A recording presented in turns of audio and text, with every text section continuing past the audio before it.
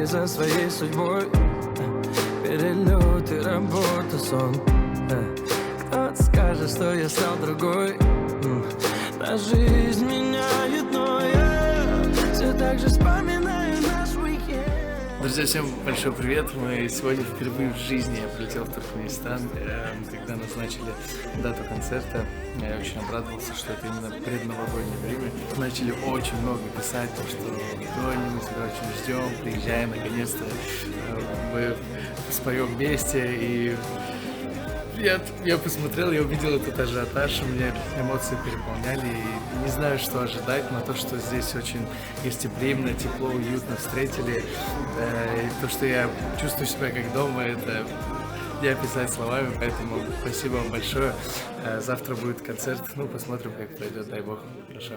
Ведь без тебя ты ко мне так, ты просто подойди ко мне так.